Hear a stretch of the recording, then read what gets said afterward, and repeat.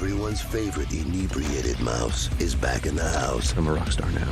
I can feel it. Hard boozing and metal as What the hell? we're cranking the weird all the way up. You hear this guy? What's he saying, dude? I don't know. I don't have ears. 12 Ounce Mouse, Season 3, premieres July 20th at midnight, only on Adult Swim. Whatever that was, I want to know what it was. Bottoms up.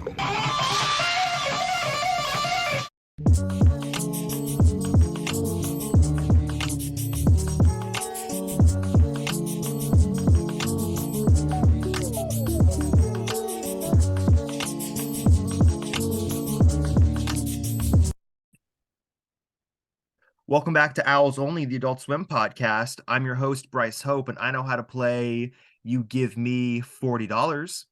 And I'm here with my co-host.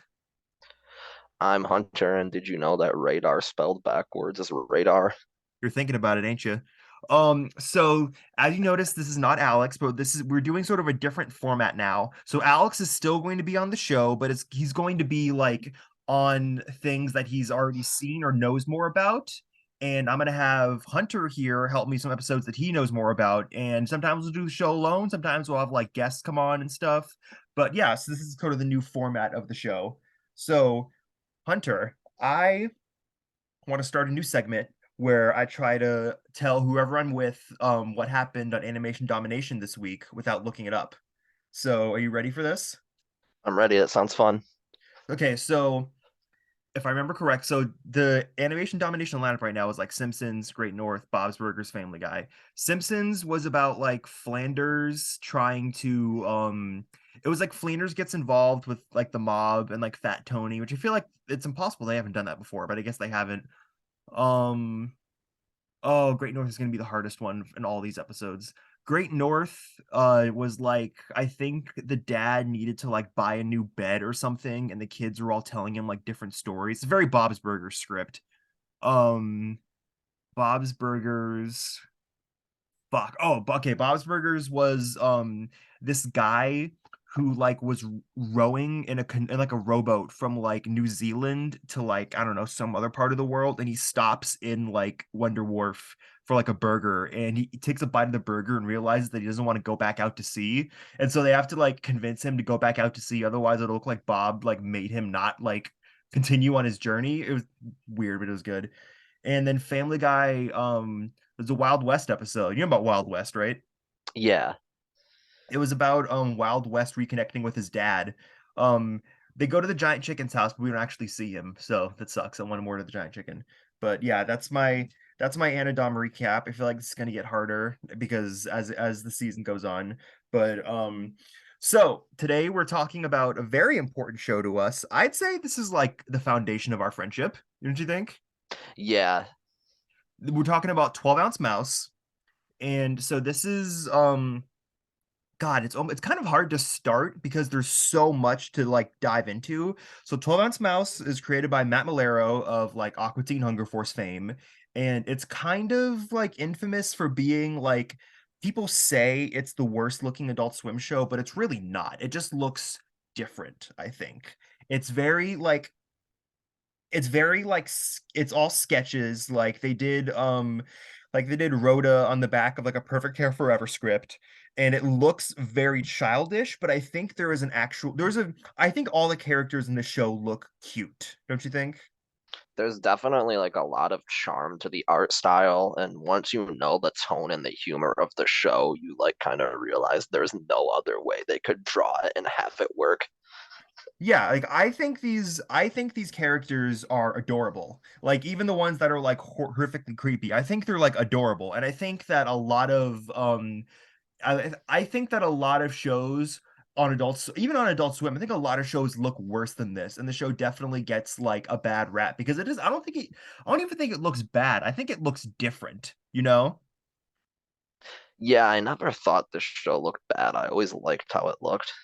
And also, Matt Malero, his sort of design philosophy on 12 Ounce Mouse was that he didn't want to make everything look shittier. He wanted to make it look like something you've never seen before, which I think is very interesting. And you even see that like that continues over to season 3 because like there's like a scene when they're fixing the like the castle thing and they open up like the engine and inside is just like a burnt chicken wing and they take it out and put like a fresh chicken wing in there. Like you get it. It's interesting because like it's not they don't like outright tell you it's the power core, but like you get it, and I like that. I like that about this show is that like it's still its design philosophy is interesting, but it's not like bad. You know what I mean?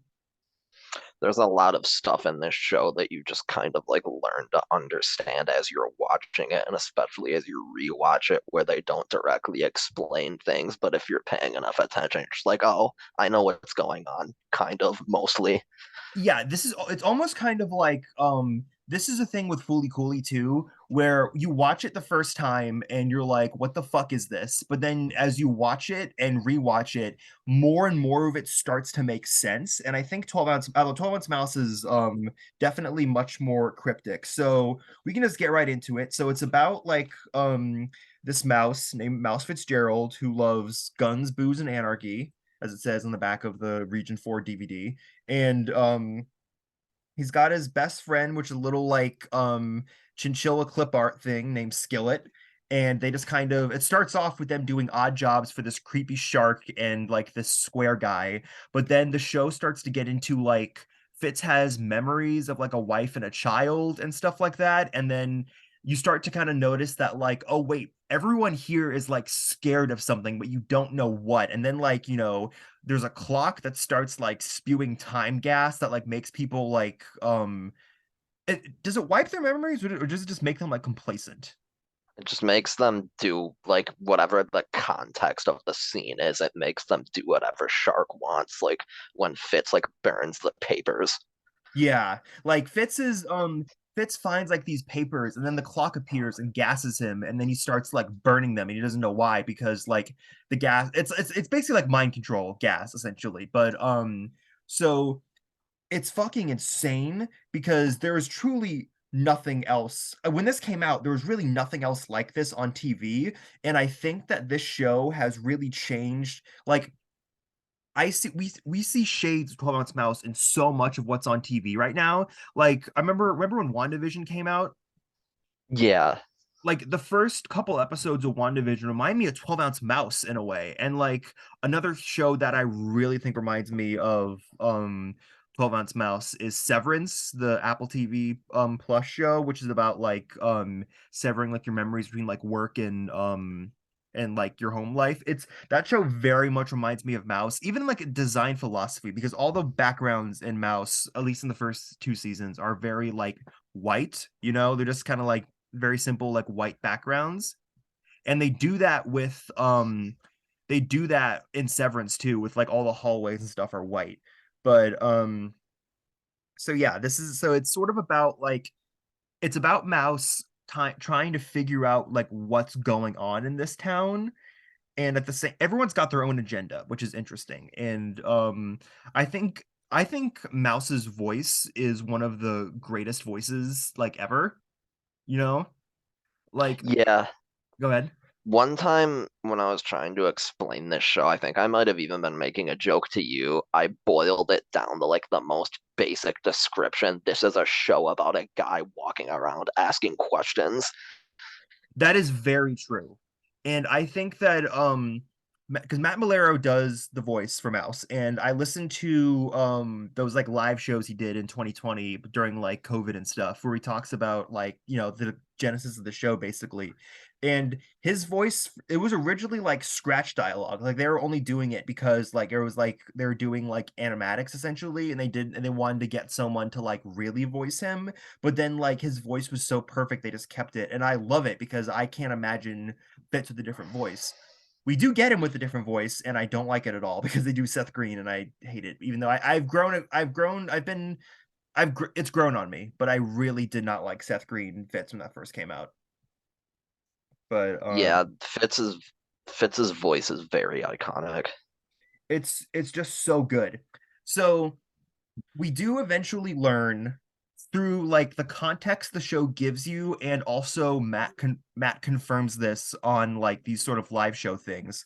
But the basic concept of this show is that all these characters worked on something called the Box of Worlds, which is sort of like Matt describes it as a cardboard box with like, 222 other smaller cardboard boxes inside it that all contain like it's their own worlds, basically.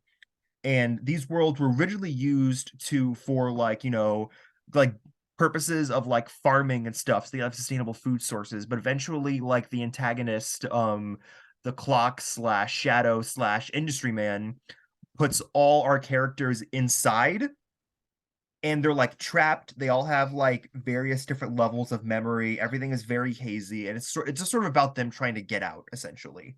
And yeah, so do you have anything else about that, or about like what you think the general show is about? Something about the storyline of the show is in one of the interviews that Matt did like earlier on. He said that they didn't have really any like idea for where the story was gonna go until episode 3. And if you watch it, you can really tell like the first 2 episodes are like pure nonsense. And then episode 3, he starts having like the flashbacks with his wife and kid, and he talks to Rooster, and Rooster starts talking about Muff and everything. Yeah, the first two are very shitposty. Like the first two are sort of like an Aqua Teen, Perfect Hair Forever, like very shitposty. But then like when episode 3 starts, it starts off with like Fitz having a dream about like his daughter being born, and it's like, oh, this is a different show like immediately. And yeah, so we can just go through like all the characters. Rooster, voiced by he's voiced by the main singer of 9 Pound Hammer, which is who does the theme song for this show. And they also did the credit song for the Aqua Teen movie. Like it's called Carl's Theme, I think. They do that song, which is great. Um so so Rooster is voiced by like the lead singer of 9 Pound Hammer. And do you think Rooster knows the most out of everyone in this show? Like he knows the most about what's going on? I think he knows the most and also cares the least, where he's just like resided on his corn dog farm and he's just like, fuck everything. I know I'm stuck here. I'm just sitting here with my corn dogs and chilling. Yeah, I like that. I like that interpretation. So Rooster definitely knows a lot about what's going on, but also, so Rooster talks a lot about someone named CJ Muff, who we don't really see until like the end of season 2, when Liquor, another character, goes down to like these sewers, and you see like this floating orb come out of like Rooster's corpse, I think, and Liquor calls him Muff. And then in season 3, another character tells Rooster that he is CJ Muff. But then also in season 3, we hear Muff's voice for the first time, and it's George Lowe, aka Space Ghost. So I don't know. I don't know what's going on here with and also apparently Muff's real name is Birmingham, whatever the hell that means. What do you think is going on about like Muff and like Rooster? I think Muff or Birmingham was someone who was working on this box of worlds, and I think he was kind of a whistleblower for when, like, I'm assuming when like Rectangular Businessman came in and like with all of his money, I'm assuming that's around the point things started becoming corrupt, and they weren't like doing it to benefit people, they were doing it for profit. And I think he like goes on Q109, which I think is his, a lot of I thinks here, because that's like a lot of what speculating about the show boils down to is just theories.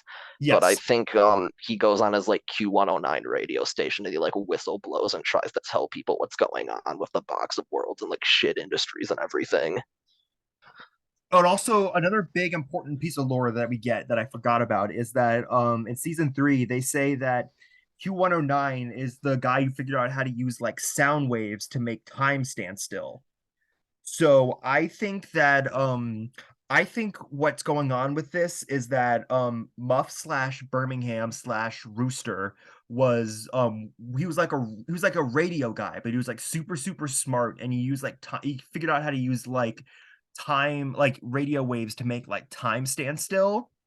And I think that is also, they probably tried to get him in on the Box of Worlds, and he probably like whistleblowed like some of it on, could have been on the radio, and they put him like inside the box with like everyone in Fitz's division, as we see, because a big thing that they really want to make clear, especially in the Invictus special, was that everyone in Fitz's division got put inside the Box of Worlds. Like that is very clear, is that everyone who worked with Fitz got like put in there. But yeah, so that entire thing is insane. Um, so also another thing about this show is that this show fucking came back. Like this show, we got into the, when did you get into the show? Tell me about when you got into this show. I got into this show around like 2015 or 2016 when I was in 11th or 12th grade. Where basically a friend who hadn't and still hasn't seen the whole thing has said he's caught random episodes of it on really late at night, and it's really funny, and there's like some kind of story to it. So there was a YouTube video that was like every episode, and it was in really low quality. And Oh, I missed I that video. watched I watched that video and became obsessed with the show. There were two moments that really hooked me.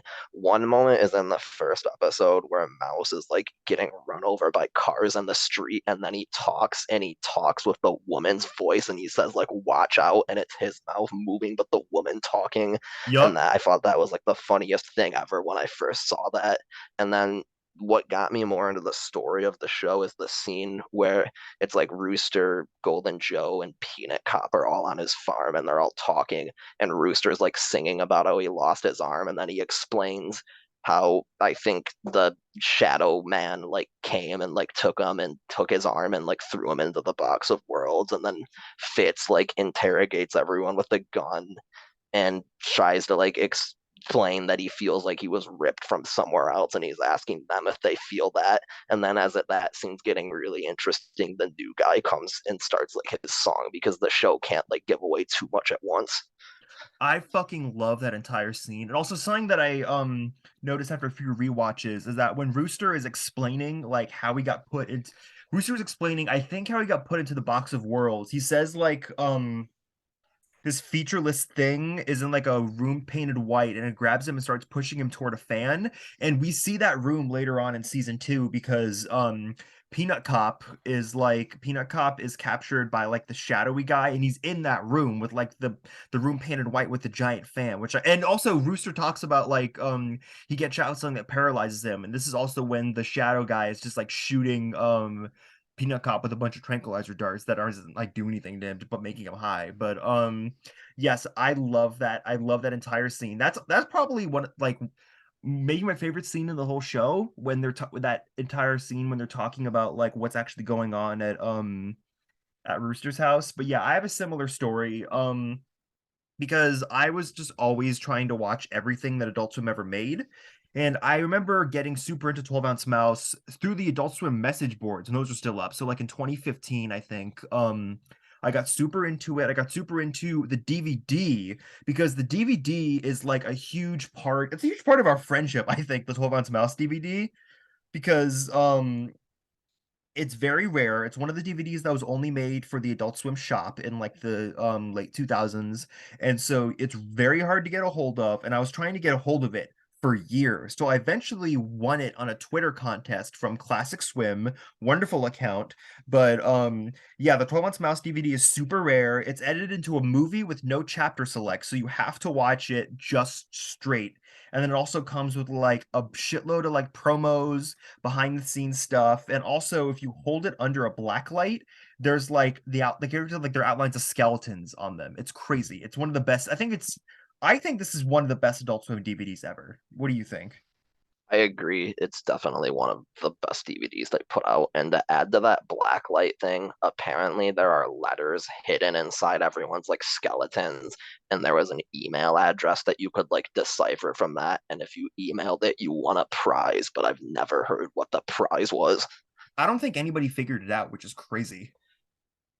Um, so when did you get the DVD? Like, how much did you pay for the DVD? Because this is also is an interesting little thing here. I think I got the DVD around 20 17 and I got a really good deal for it. I only paid 60 for it, where now I almost never see it going for any less than 100.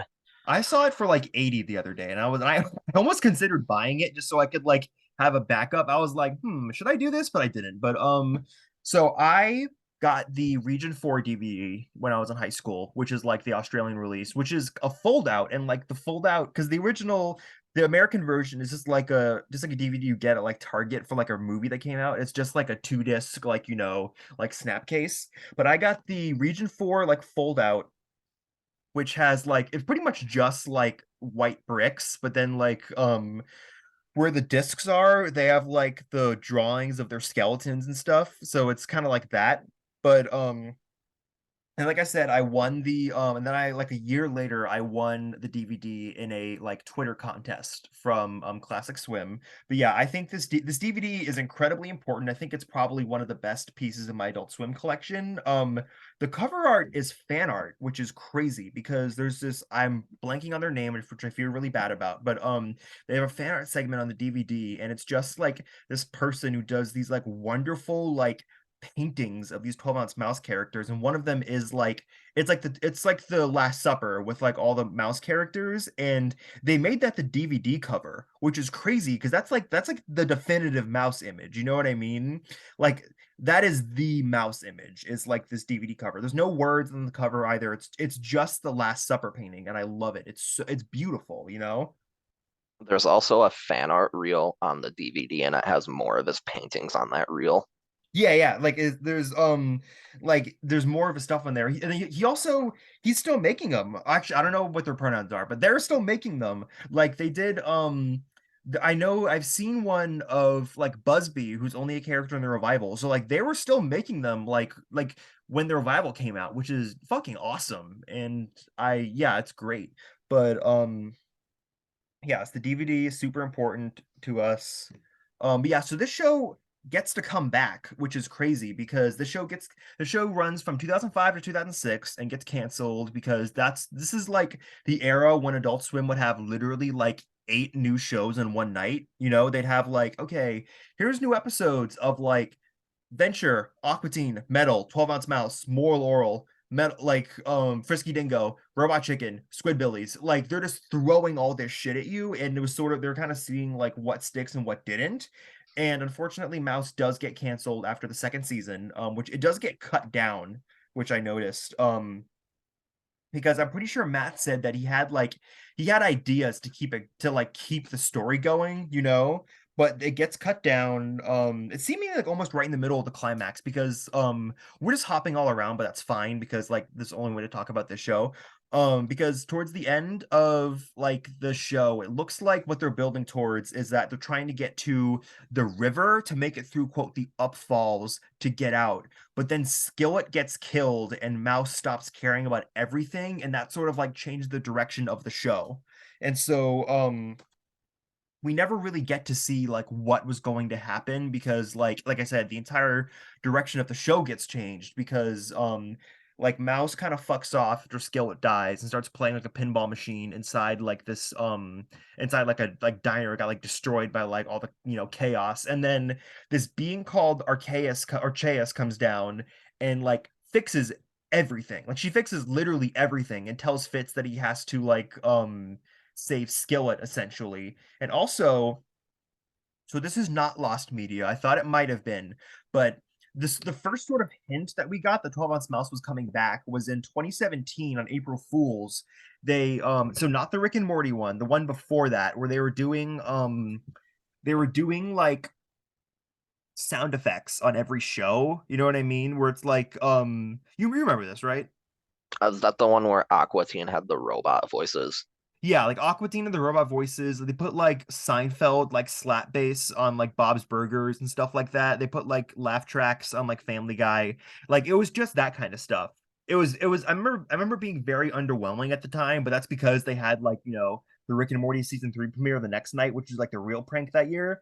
But But something very interesting is that they were not airing Mouse in DVR theater at this point. DVR theater, if you don't know, is I'm sure you know, but like other people, DVR theater is like their little block they have at 4 a.m. where they air like weird shit and like they air like a lot of old stuff there at this point. But they were not airing Mouse in DVR theater, but Mouse was on the schedule, so I was like, that's interesting. And we don't get like anything new except all of Arceus's lines are spoken, because in the actual episode it's just like piano keys, but the lines are spoken in this. And that was almost kind of like the first inkling we got of like, I wonder if they're doing more with this, you know?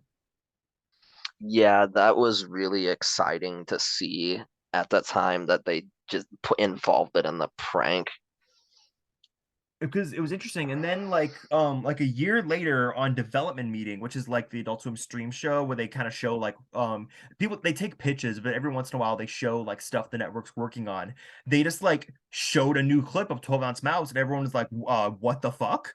And so we found out they were making a special along with the Harvey Birdman special. So that's the half-hour special Invictus. And apparently the genesis of this is that Matt is like Mike Lazo came to like the Matt Malero and was like, you guys should do an Aquatine special. And they were working on the Aquatine special and it kind of fell through. And then Matt was like, how about 12-ounce Mouse? And so they did the 12-ounce Mouse special Invictus, and Lazo loved it so much that he greenlighted a third season immediately. So like it's crazy that out of all the shows that like could have gotten revived, that we do get more 12-ounce Mouse out of everything. And I love it because it does feel like something that could not happen under anywhere except for like Lazo era Adult Swim. Like the fact that there is a third season of 12-ounce Mouse is a fucking miracle, you know? Just the special alone feels like a miracle. I remember when they did the clip on Development Meeting, it's literally just Fitz playing with a yo-yo and he does a bunch of funny shit with it, and then his neck stretches like a giraffe and eats some leaves. That clip blew my mind. It was like a nothing clip, but it blew my mind and it was so amazing to see. It was fucking crazy. It was like insane. And also it was something that this is a very underappreciated show, and it does have a very small but dedicated fan base. And I think that like if you were like a fan of this show, it felt like Adult Swim was speaking directly to you. Like we know you wanted more of this. It just blew like I said, it blew our fucking minds when it happened. But yeah, Invictus comes out. I like Invictus. I think you like it more than I do. You definitely like it more than I do. But Invictus is very good. It's sort of like it's kind of like a goodbye to the old version of the show, and also like a sort of like a soft reboot of sorts, you know? What are your Yeah, give me your Invictus thoughts on Victus? Invictus is one of my favorite things Adult Swim has put out. It might possibly even be my favorite episode of Mouse if it counts as an episode. Yeah, it counts as an But episode.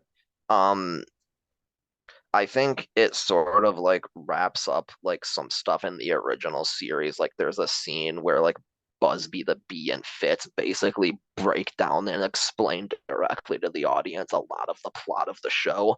And seeing that scene for the first time was really satisfying for me because it was like, oh, I was right about this, this, and this, and then all this stuff is new to me and it's all crazy. Yeah, at this point, we'd been theorizing about this for like a good couple of years by the time the special came out. So like it was literally like watching everything we talk about get validated on live TV, which is insane. The special does do two things that I don't like. They do have Seth Green voicing Fitz, which I've become softer on it because there's a whole third season, but I hated it when it came out because like part of the huge appeal of the show to me is like just Matt's voice as Mouse, and I think getting having him be Seth Green for like half of it kind of annoyed me, but it's fine. It's not bad. But the other thing I don't like they did is I feel like a core aspect of getting you hooked on this show is like Fitz's memories of like his wife and daughter, and they have Busby tell him that like his wife didn't exist, and then she's never really brought up again for like the rest of the revival. And I don't know, I mean, I think it's fine. I think they don't want to keep on harping on that and they wanted to do like different stuff. But I'm also like, damn, that's kind of like, one of my favorite parts of the whole show was like Fitz's memories of like his like, family and stuff. And I feel like that really helps get you invested in him as a character beyond like a funny like shitpost character. You know what I mean? Did they ever confirm outside of the show that his wife was actually fake? Because I know there's some like intentional misdirection in the show where characters will say things that either make no sense on purpose or are flat out wrong. I don't I listened to like all the interview stuff they did to prepare for this, and they don't mention his wife at all, which is annoying. But I think some of the scenes with his wife are like some of the best scenes in the entire show. Like, do you like one of my favorite ones is in like the season 2 premiere? They're like putting him through like all these different like simulations and stuff, or he's just kind of like reliving memories, and he's talking to his wife, and she's trying to get him to put on like the bow tie, and he's like, "It's late, I'll put it on tomorrow." And she's like, "The morning was too late." And she keeps on talking, and Fitz just kind of looks at her and goes, "Was?" It's fucking it's so good. It's insane. Like that's one of the big moments for me where I'm like, "Oh, I love this show." You know what I mean? Like, go ahead. That scene has some really interesting dialogue immediately afterwards where rectangular businessman says facades of this expense are becoming unpopular of my investors, which possibly plants the seeds of his wife being fake even in the original show, or it could just also mean something completely different. Yeah, I get that, but at the same time, I don't understand why they do that. You know what I mean? Unless they're just straight up torturing him for no reason. But I think the memory where he gets the binoculars is the real memory, and the bow tie version of it is them fucking with his mind, trying to accomplish something. okay, yeah, I like that. I like that a lot. But yeah, I just remember that scene where like because she keeps on talking and he's just like was. It's so creepy, it's so effective, and because like it's just so good. There's another really good scene like that. It's very random where like it just kind of goes inside like a speaker, and there's like two little like lights in the speaker that light up based on who's talking, and it's like Fitz talking to his wife, and she wants him to quit, and he's like, I can't quit, and she's like, why? And he's like, just because if I do they'll kill me, and then they'll come and kill you. And it's fucking crazy. Like I just all that stuff is like super heavy on like why it's one of the main reasons why this show like hooked me, which is why it does kind of like it rubs me the wrong way if they like decanonize that. But it's I think that if they do if they did decanonize it like officially, like that's fine. There's still plenty of great stuff in the show that gets me invested. It's just I love every single scene with his wife because it's so interesting. It's so creepy. Like when they do that stuff, that feels like that's when it feels the most like Severance to me. You know what I mean? Like that's when I'm like, oh, this feels like a prestige drama, you know? It's just I feel like this show, I mean, it did come out, like it did come out in quotes today, like 2 years ago, but like I feel like this show would be like viewed differently if it started today as opposed to in 2006. Because if this show came out today, because a lot of Adult Swim is parodying TV. Like a lot of Adult Swim is taking TV that you know, or like genres of TV that you know, and just like doing like that, but Adult Swim. You know what I mean? Like a lot of Tim and Eric stuff is like public access TV, but Adult Swim. Like Solve the Moment is like Star Trek type 60s like sci-fi shows, but Adult Swim. And this to me, I feel like if it came out today, this would feel like a parody of like the Severance True Detective genre of like prestige TV, where it's just like characters that have like it's just like very cryptic. Everyone seems to know more than they're letting on and stuff like that. But like it's also still very William Street. It's very Adult Swim with like all the jokes and stuff. And I just love it. There's nothing else like it on TV. It's so good. But it's just yeah, that's something that I think about where I do feel like that it could be very much seen as like a parody of that type of TV, but no, it just did it first. Like it really just did it before True Detective, before Severance, before like, I mean its biggest inspiration is obviously like Twin Peaks and all of like David Lynch's stuff because it's very like David Lynch type show, but I just fucking love it. I just love Mouse so much. I But was just gonna bring up the parody aspect where it's obviously like a parody of like mystery dramas and stuff like Twin Peaks and The Matrix, but while it's a parody of that, it's also genuinely one of those shows at its core at the same time.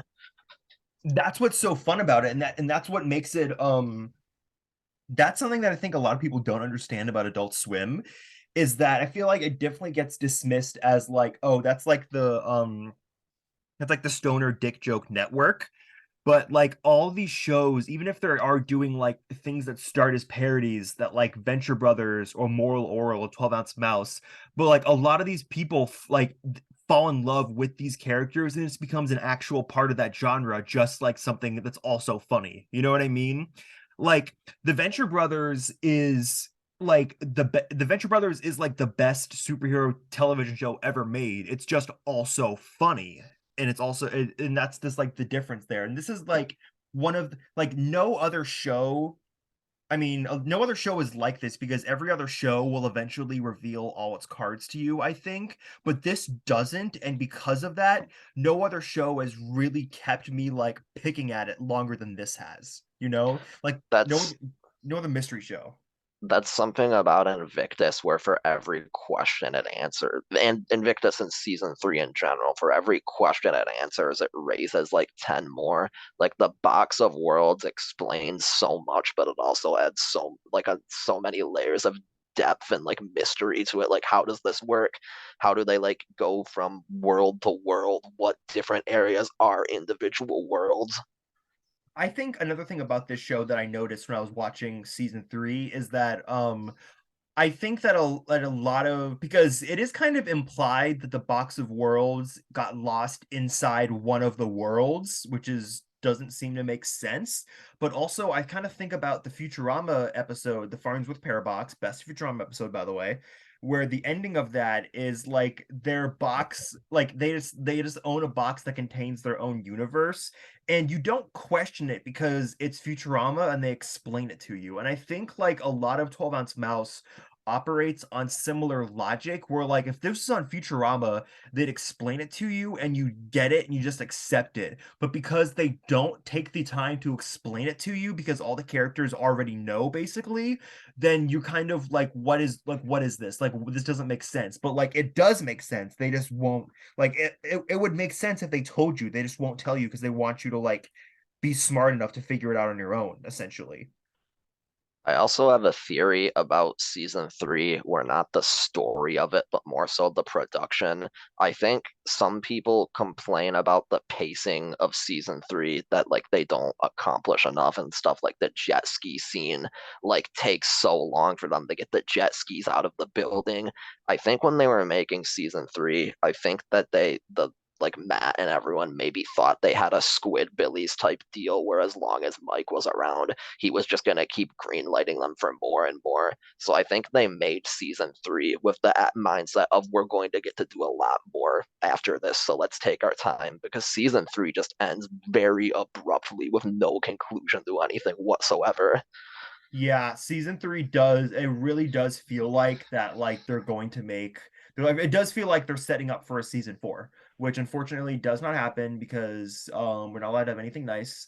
Um but yes, I really do, I watching that last night, I really do feel it a lot. It does feel like part 1 of like a new story because season 3 feels entirely different from the first 2 seasons. It's like there's a lot of similar elements, but it's a very different show.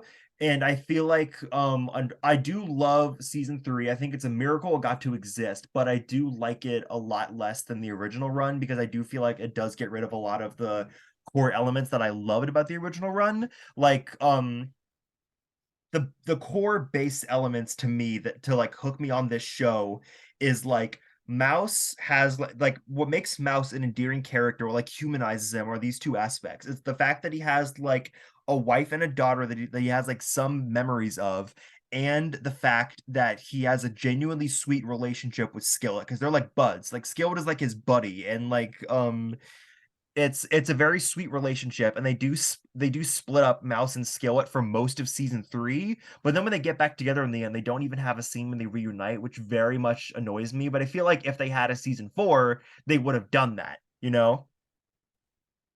Something else that I feel like is missing from season three is some of like the awkwardness and some of the like humor from the original two seasons where I don't think season three isn't funny at all. It has a lot of bits that get me, like with the eye, like getting the extra pliers and the credits joke, the eye slaying like the dragons and everything.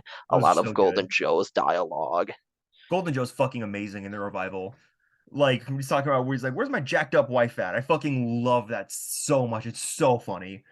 But yes, I think Matt interestingly enough, Matt describes season 3 as more serialized and serious than the first two seasons, which I thought was interesting.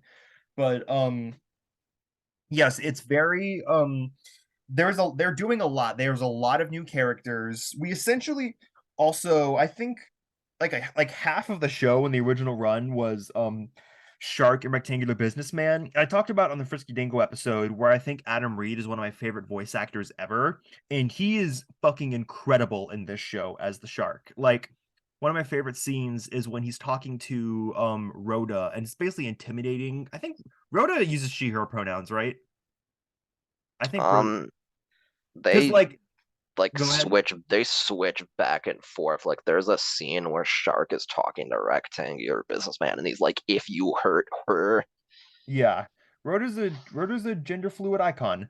But so like when Shark is like intimidating Rhoda, he's talking about like how easy it would be to like burst his head in his mouth like a kidney.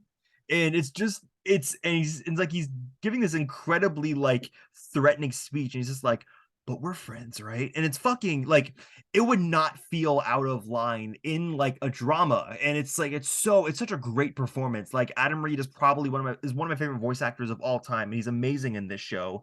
And he's in Invictus, the special, but they unfortunately lose him because in 2019 he retires because he stops writing Archer and he doesn't do anything but voice act for Ray sometimes on Archer.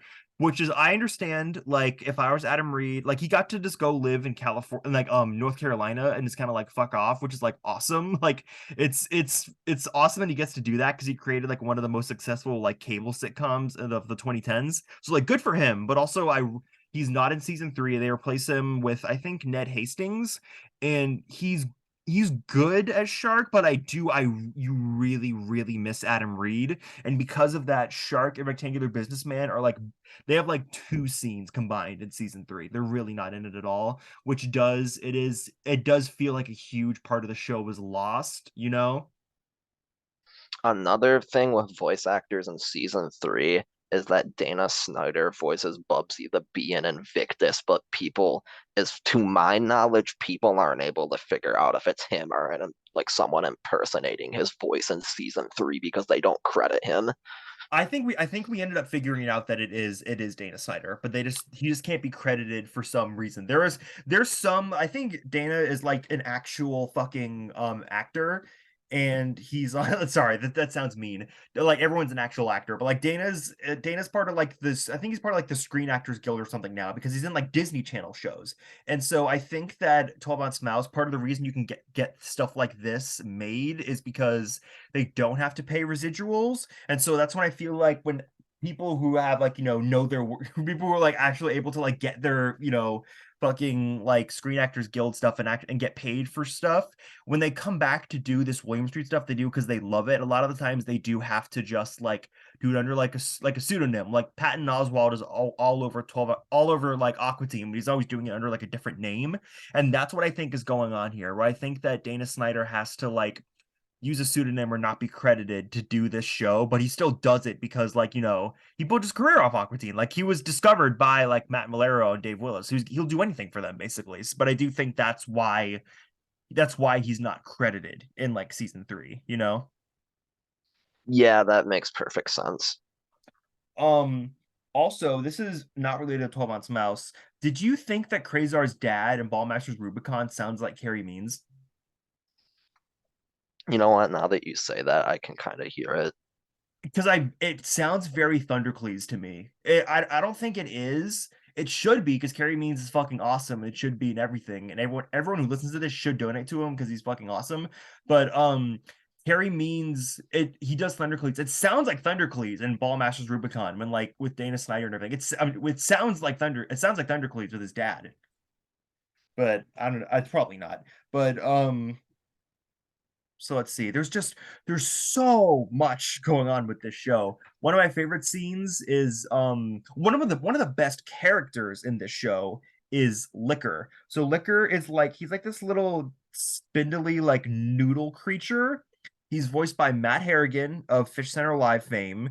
And Matt Harrigan has an amazing voice. And I think this also is true on Fish Center, but like to a much less degree because he's just like being himself. But I think Matt Harrigan, he has this really, really good voice where he always sounds like he knows more than what he's letting on. You know what I mean?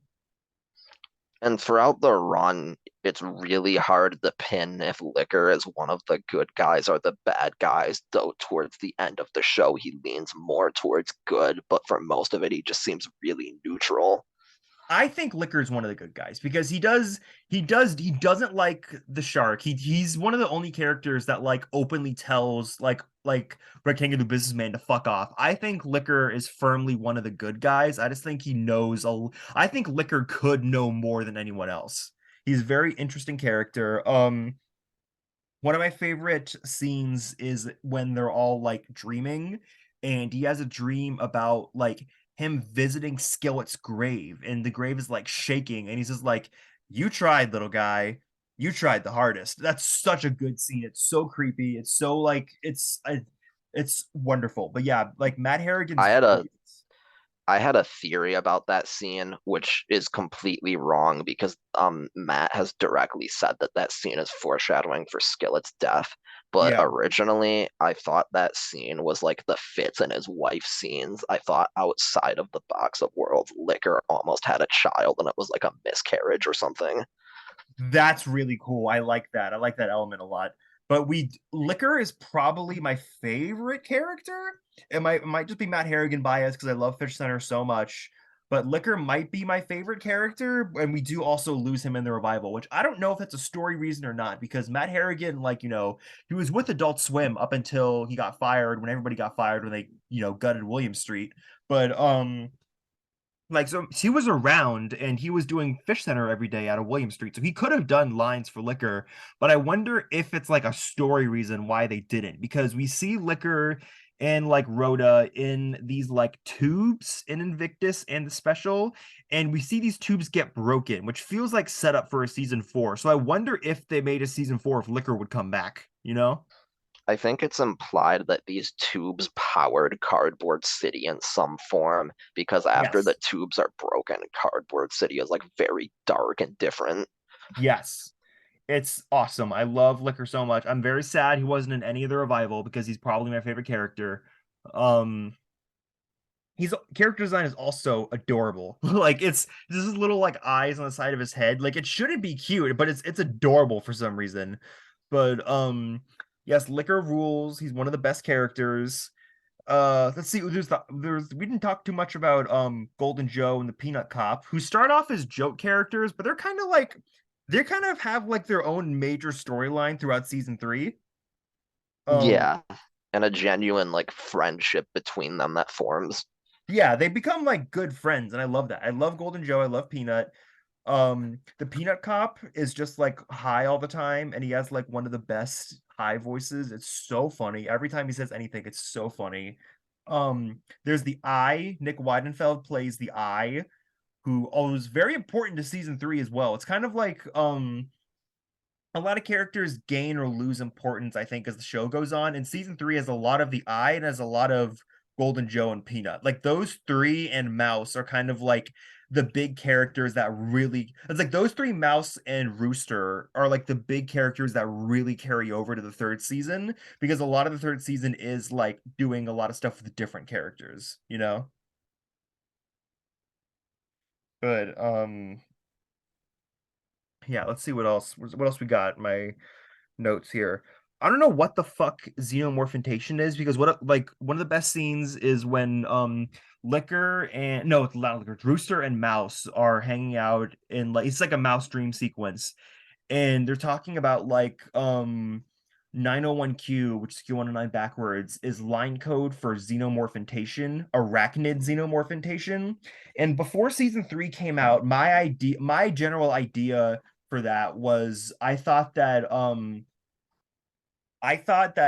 the show, like the Q109 was the simulation because we didn't know about the Box of Worlds yet. We just thought Q109 was a simulation they were all in. I thought Q109 was a simulation that was meant to test shapeshifting, which is what their name for xenomorphantation. And I thought that one of the characters, maybe Fitz's daughter, got put in the simulation as Spider, the character Spider, because arachnid xenomorphantation sounds like shapeshifting to look like arachnids to me, you know? Yeah, that's pretty much spot on with what I thought too. But that is quickly proven at least somewhat wrong, I think, because there's the boxing world is meant to grow things. And also one of the things that I never really got before that never really understood before the revival was the aspirin. Because the aspirin is very important. There's like aspirin fields underneath the entire city that like they're trying to harvest. And I think that Cardboard City is one of the worlds in the Box of Worlds. And I think that Cardboard City is made to harvest aspirin, you know? That's something I think is that there are a couple lines that mention something called the meat wars. I think in the real world outside of the box, there were these wars over like food and supplies and everything, and that humanity is like crippled by something that happens, and the box of worlds is originally built as something to help them recover, but it turns into something that's still going to help them recover, but they're going to like monetize the hell out of it and not actually like be nice about it. Yeah, so when I think my general theory for what's going on in this show, like my all-encompassing theory is that I think everyone like Fitz and all his friends worked on the Box of Worlds, but then they were placed inside it by like Industry Man who's like the clock in the shadow and the main bad guy of the show. But I think that Cardboard City is another world that's like inside one of the worlds, and I think that Cardboard City is controlled by Shark and the Rectangular Businessman, and Fitz and the characters are all trapped in there during the first 2 seasons. But when they get out during the end of Invictus, it sends them all over the box, and they do break out, but only they break out of one level, basically. I think it's like levels. I think Cardboard City is the most like buried level, and when they get out and at the end of Invictus they go out to like another level basically of all these other different worlds, but I don't think they're in the full outside yet. That's sort of like my general theory for what's going on with like Cardboard City and everything. What do you think? I agree with that. I think they used originally we were talking about this. I thought another aspect of Cardboard City was that they were using the corn dog farms to like make food and meat, but then you reminded me that the corn dogs were something they brought in to make the corn droid to give them like a backup way to get out. I think it could. I watched that scene again when I was doing my Zoo Day rewatch, and I think it could be both. I because like he never explicitly says it's the corn dogs, but he's like Rooster says, "You told me it was coming, bro. You told me to build the robots, and you told me how to do it. Synthetic something, but like carbopolymers got him through, man. They got him through, mouse." They got through and we're gonna get out, and that scene happens and it pans over to the corn dogs, so that to me always felt like they brought in parts of like corn droid and stuff through the corn dogs, but I think it could be both. Like I think they could also be growing the corn dogs for like a reliable resource for like meat and stuff like that, so I think it could be both.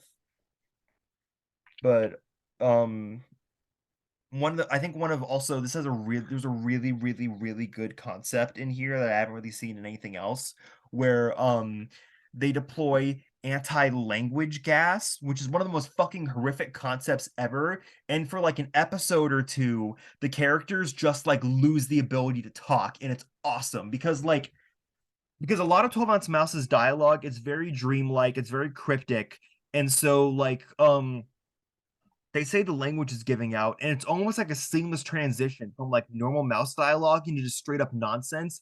It's so creepy, it's so effective. I love it. It's just, I think the language giving out is one of my favorite like concepts from the whole show. It's so good. I love the anti-language gas. There's But even a line Shark says, and I'm don't remember if it's either related to him stitching Golden Joe's mouth shut or it's related to the language gas, but it it's both, applies I to think. both. Where he's like, one of the most horrific things that could happen to someone is losing their ability to communicate. It's so good. Like Shark is such a good villain. Um, I love when they rebuild like the annoying woman as like a Terminator, and I love the little like squad of like Mouse, Skillet, and Terminator that go around doing like action shit. Um, so we've been talking about this for like at least an hour, I think, right? Yeah. We can probably wrap this up. We're definitely gonna do more than one 12-ounce mouse episode because there's so much to talk about. But I'm gonna wrap this up talking about like what Zoo Day is and like why we're dropping this episode this week. So Zoo Day is, oh, they reference it in the show because one of the characters, what's his name, Producer Man? Yeah. Producer Man has like some kind of relationship with Shark, and he has like and he's like, it's me and you when we go to the zoo, and he brings out like a shirt that just has like him and Shark holding hands that says Zoo Day on it. And all 12-ounce mouse takes place during 222, and so on February 22nd, the date 222, 12-ounce mouse fans rewatch the entire show. I think the fun way to do it is to do all the original run on 222 and then the revival on 223, because the ending of the show is the clock turning 223. But so that's what Zoo Day is. That's why we did this. Do you want have anything else you want to say before we wrap up here? There's something I've been wanting to bring up. It's a small detail this whole time, but I didn't like figure out where to place it. But one line of dialogue that's really intriguing to me is in the very first episode when they didn't have any of the plot in mind yet. Shark tells Fitz to drive Rectangular Businessman to Cheese Industries, and he's just like, "You don't even know where that is. Everyone else knows, but that's why we picked you because you don't know." I feel like that line was like the very first seeds of like any like story. I think that too. That is very like that is very much seeding like what's going to come. But do you have anything else? I don't think so. All right, so you can follow me on Instagram at adult_swim_merch_archive. You can follow the podcast on Twitter at @owlsonlypod. You want to plug anything? You can follow my Twitter. The name is MicroMasta, but the at is Masta Micro because someone took the name I wanted. It's MASTAMICRO. That's pretty much my main social media. Classic. All right, so we'll see you guys next week. Goodbye.